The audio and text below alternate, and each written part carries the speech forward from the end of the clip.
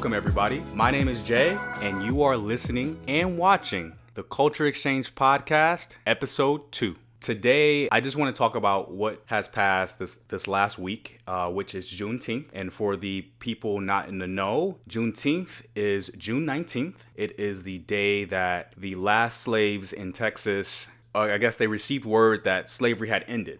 So that is our day. So when I say our day, I mean African Americans that are descendants of those slaves. That is our day. That is our day of freedom. That is the day that our ancestors received their freedom. And I believe with the current events going on that Juneteenth has more of an importance this time around because of the riots. Well, I don't want to say riots. I want to say protests of George Floyd's death. Actually, not a death. He was murdered by a Caucasian cop in Minneapolis, Minnesota. As a people, we have to let people know that African Americans as a whole, our history is significant because we built this country from the ground up for free, and we were forced to because we had forced labor. We as a people want to show America rather than tell them how important we are. And if it wasn't for us, there wouldn't be a lot of modern conveniences as far as inventions go. There wouldn't be any air conditioning. There wouldn't be any refrigeration. There wouldn't even be peanut butter, man. There wouldn't even be peanut butter without George Washington Carver. So being African American in America, at least for me, it feels like a double-edged sword. So we're taken from the motherland, the continent of Africa, and we are captured by Europeans. We're brought to North America, Mexico, South America, and even the islands in the Caribbean. And we are forced to build infrastructures for these countries and nations. And fast forward 150 years later after slavery is abolished, keep in mind 150 years is maybe 2 people ago, maybe even 3. And now we are being murdered. We are being prejudged by the way we look, by the color of our skin, and we are hated. We are hated by people that don't look like us. And it sucks. It sucks that to a point where if I'm driving and I see a cop, even if I've done nothing wrong, I think he's going to pull me over for just being black. I drive a decent car, and if a cop pulls me over, that's my biggest fear. Because if you're African American in this country, you have to, what goes through your mind when you get pulled over is, am I going to be killed by this cop? Am I going to be murdered? Am I going to be next? That runs through your mind every single time. Even if you don't get pulled over and a cop is just behind you, just cruising along, you're like, oh my goodness, if I do something wrong and get pulled over, I'm going to be murdered. That's not okay.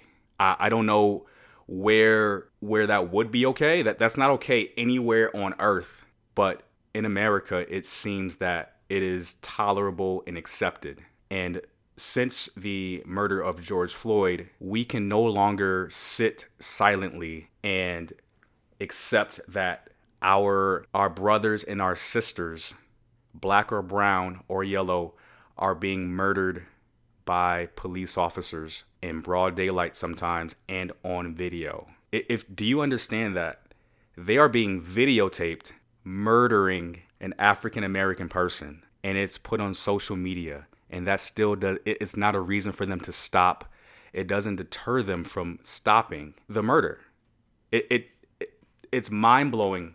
And I haven't brought myself up to even watching any of these videos because I do not want to be desensitized to these types of things. I'm outraged, and I want everyone that doesn't understand what's going on now. I want you guys to understand that it's difficult being black in America, and it makes me feel like it's illegal to be black in America. And that's a problem. That is a problem because we built this country and we don't get any of the respect for it. We haven't even been paid for it. It's been free labor for 150 years since it ended. It's free labor.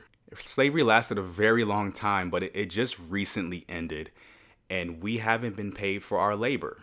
How would you feel if you woke up every single day for a week and worked 8 hours, and when payday comes around, your paycheck is zero? Let that sink in for a minute. Your pay is zero. You work 40 hours that week and you don't get paid. That's not okay. But I digress. I could go on for hours talking about these things, but we have to move on to the next topic, which is COVID-19. Oh boy. Let me take a pull of the hookah first. Okay. With COVID-19, we are all affected by it. No matter where you live, you are going to be affected by COVID-19. So COVID-19, it's called the novel coronavirus. And for the people that don't understand where the 19 is from, it is the year that this novel coronavirus was discovered. So that is where you get COVID-19 for the uninformed and the people in power that are also uninformed.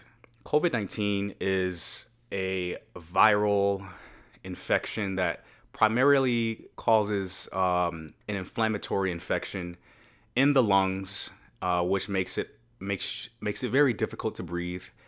And I wanted to make a point saying that if you are out there not wearing your mask and you think it's all hunky-dory because COVID-19 isn't on the news anymore and everyone's focusing on the protest for George Floyd, you are the problem as to why we are experiencing a spike in surge in cases. And people think the first wave is over, and people think what's coming up now is a second wave, and it's not. It's still the first wave of COVID-19. And we have to really be cognizant of what we do when we're out in public, who we interact with, and just think before you act. Everyone that's watching and hearing this, think before you act. So if you go into a store and you don't have a mask on, man, please don't be surprised if you receive subpar customer service or none at all, because some businesses won't even allow you to enter their front door without a mask on. And as of today, June 26th, the governor of Nevada, Steve Sisolak, he made it law, actually. He made it to where every business can refuse service to a customer legally if they're not wearing a mask. And it is absolutely necessary that you wear a mask outside or inside if it is outside of your household. It is mandatory. You want to know why? It's because the cases in Nevada are spiking. They are spiking. So you have to really think. Well, you don't have to really think. It's the reason why you wear a mask is so you don't infect someone else other than you, because you can be asymptomatic, which means that you don't actually have any of the symptoms of COVID-19 and still be infectious. You can still infect other people, including someone in your family, your mom, your dad, grandparents, which all of them probably have compromised immune systems depending on what their age is. And people don't think about that. They think they feel great. They don't feel like they have the virus, and those are the people that are asymptomatic, and those may be the people that are spreading this virus even more. So a solution for this, a real solution, is getting tested. Get tested. That is the most important thing you could do, because it's free, number one. And as of today, as of current time, testing sites are readily available. So here in Nevada, the big place to get tested is the UNLV campus, and the tests are free. So what is your excuse for not going to get tested for COVID-19? Do you want to see your parents, your grandparents get sick and possibly pass away from this stuff? Or do you want to just play it safe, wear your mask, go get tested? If you're negative, still wear a mask so you don't get infected. If you are positive, still wear a mask and try to limit your exposure to others if you test positive. It is that simple. That is how we beat this virus. So I don't know why people are upset about wearing a mask inside of a business. It's their business. And if you don't wear a mask, you will not receive service. It is simple as that. So keeping on the topic of COVID-19, one of the bigger news stories is that the a comedian named D.L. Hughley, he fainted. He actually fainted during one of his stand-up shows right in front of a crowd. So he fainted, went to the hospital, got a lot of tests done, and come to find out he is positive for COVID-19. That's crazy to me because in some of the interviews he's given, especially with I watched the one where Trevor Noah interviews him, and he says, or D.L. Hughley says, he didn't feel anything. He didn't feel any of the symptoms, no loss of smell, no loss of taste. He felt great the day before, and right before he went on stage, he wanted his opening act to run a little bit longer so he could collect himself and feel better, because he was feeling under the weather during the opening act of his show. But the opener didn't get the message to keep kind of trying to go longer for his bit, and DL went up. He said a few words. They were pretty much gibberish, and then he passes out right on stage in front of a crowd of people. That in itself should show you how serious COVID-19 is. It is not safe yet. Please don't get it twisted. It is not safe yet. I watch a little bit of TV. I watch a little bit of Netflix from time to time, and I saw one of the best movies of the year, in my opinion. It is called The Five Bloods. That is available on Netflix and just happens to be a Spike Lee joint. It is one of my favorite movies of the year because it just goes to show you, well, if you haven't watched it, I'm not going to spoil it for you. But the gist of it is you have a group of African American men that fought in the Vietnam War, and one of them got shot and died. That character is played by the Black Panther guy. I forgot what his name is. Chadwick Boseman. That is the guy. And as the remaining survivors of that little group ages, they have a reason to come back to Vietnam. And oh, man, that movie's so good. I can't even explain it without spoiling it for you.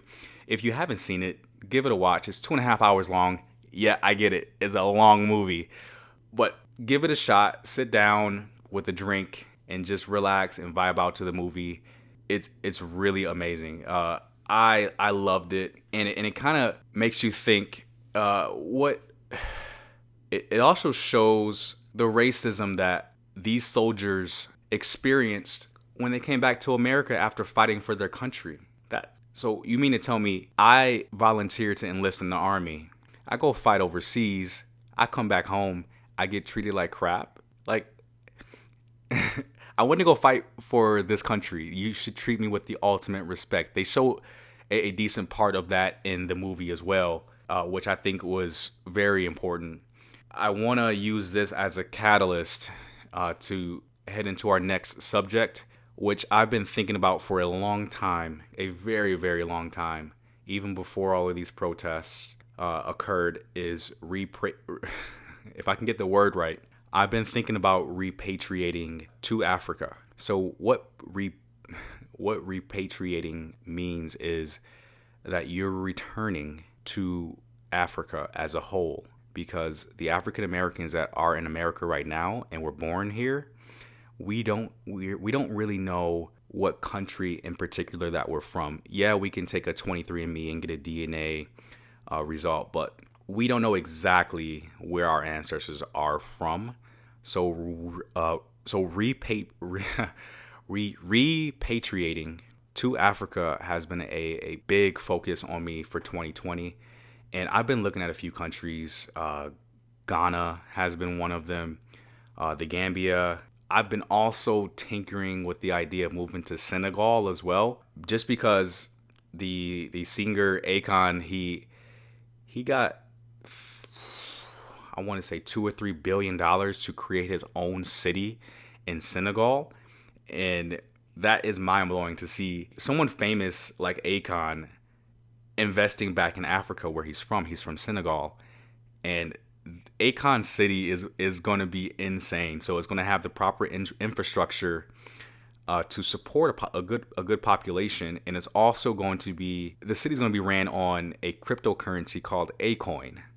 Acoin is, if you don't know about it already, cryptocurrency is digital money, and it's very comparable to Bitcoin. It's decentralized, so there's no Federal Reserve keeping all of the money together. It's purely just a digital currency, and I think that is such a genius idea to do a decentralized currency in your own city, in your own country, on your own continent, because none of the racists are going to come to Africa.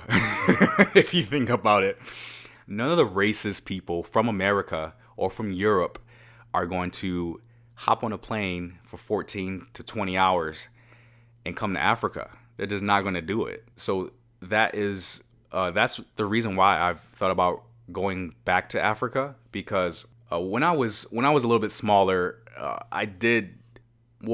my mom experienced a lot of racism. I want to say it like that. Yeah, it's she told me what happened to her when she went into a Quiznos restaurant. So she goes into the Quiznos, they don't make her sandwich right.